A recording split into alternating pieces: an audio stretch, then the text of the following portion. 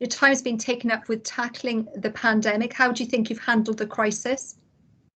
Well, I think we've done it in a way that has continued to have the support of the people in Wales, because we have followed the science, we have made our decisions based on the evidence, even when they've been difficult, and even when it's been sometimes hard to explain to people, we haven't shied away from doing that. And I think that has won the trust of people in Wales, that they have a government that is prepared to do things in a way that puts the public health first and always wanting to keep Wales safe. It feels like Wales has been hibernating. If you win another term in office, how are you going to revitalise the country? How are you going to kickstart the economy? Well, look, we have huge ambitions for the future of Wales as a party. This will be a coronavirus election because coronavirus is not over, but the work of the next Senate term will be to get us past the pandemic and then to rebuild Wales, rebuild a fairer Wales, a greener Wales, a more successful Wales. And my party's focus will be on the bread and butter things that matter every day: health, jobs, justice. Those will be the things that we will be going to talk to people about, because that's how we will rebuild a Wales that is fairer, and because it's fairer, it will be better. If we had a table of all the stories making the headlines over the past few months, COVID would be number one, climate change possibly second there. You said tackling the environmental emergency needs to be at the heart of everything you do. Absolutely, because the coronavirus emergency has masked to an extent the fact that we have that other great emergency that hasn't gone away. And in the Welsh Government, we will use all the different things we do. The housing we will build in the future will be housing that creates more energy than it uses.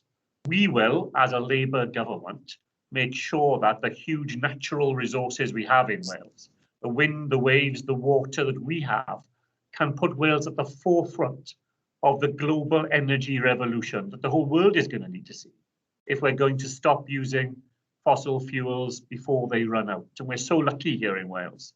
The next Labour government absolutely dedicated to making the most of that so that we build on all the things we've achieved. I think the recycling rates were published just in the last few days. Wales, the third best in the world for recycling. I think it just shows there's a real appetite in Wales to do the practical things that make a difference.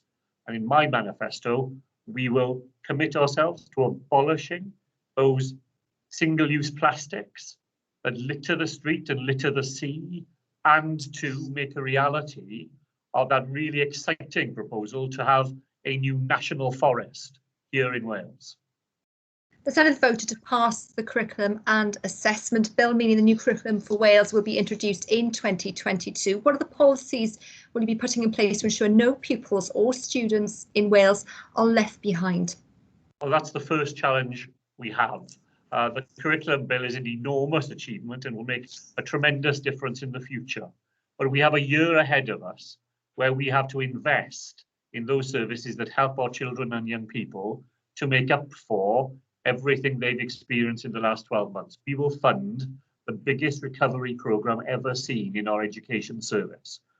1,800 new members of staff to offer those young people the catch-up lessons they will need, but also that adult guidance that those young people who have fallen behind will need on that catch-up journey. And it will be, as I say, it'll be the biggest investment we've ever made in the classroom to go alongside our 21st Century Schools programme, which has been the biggest investment for 50 years in creating the buildings fit for the 21st century in which our children and young people can get the education they need. You've got a new generation of voters coming in for the first time. What is your message to them? Well, my message to them is it's only because of devolution and having a Labour government here in Wales that they are voting at all in this election. It's one of the progressive policies that we and other parties who supported it have been able to put on the statute book. Now we will put in front of them an ambitious programme, investing in the jobs that those young people need. I'm absolutely determined Emma, I worked in Cardiff in the 1980s. I know what it's like when young people give up hope, who think that there's nothing for them to shape their own future. I'm absolutely determined there will be no lost generation here in Wales because of coronavirus. As well as investing in education, we will provide a guarantee to all young people aged under 25 of a place in school or college, in training, in employment or self-employment over what's going to be the difficult months ahead, because this is an economic crisis as well as a health crisis. And we must make sure our young people have every help they need to get themselves through that and then be in a better position to take up the jobs that will be there as the economy recovers. In 2008, Joseph Rowntree Foundation did a study looking at what was needed to eradicate child poverty by 2020. We're now well into 2021, and 1 in 3 children are still living in poverty. More people are using food banks. How do you plan to tackle that issue? Well, I think the first thing is we have to be realistic about the fact that the reason the child poverty has risen in Wales in the last decade, having fallen in the first 10 years of devolution, is because we've had a UK government that has cut people's benefits, cut the benefits they receive from children, held down people's wages so that people in low paid employment have seen no rise in their wages at all. The Welsh government has used every power we have to try to mitigate that effect, putting money directly into the pockets of families. You know, in Wales, people sometimes forget that you don't pay nearly £9 every time you get a prescription from the doctor, that you have free breakfast in our primary schools for those children who otherwise came into school hungry. And even in this really challenging last 5 years, we have invested in the only national scheme in the UK of holiday hunger, a programme to stop children in the school holidays going without. That's why we were the first government to guarantee free school meals in the holiday period. So we use every power we have. When we've got a government in Westminster that wants to work with us, we can make good progress. When we're fighting against a government that thinks that the answer is to cut people's ability to live, at a decent standard of living, then of course it's more uphill. UBI Lab Wales has just confirmed that 100 candidates in the Welsh elections have now backed a pledge to pilot universal basic income. You described it as attractive in the past, but said that politicians would have a job to convince the public. Where do you stand on this now? Well, my own PhD, written a long time ago now, was actually all about universal basic income. So it's a topic I've had a real interest in for decades.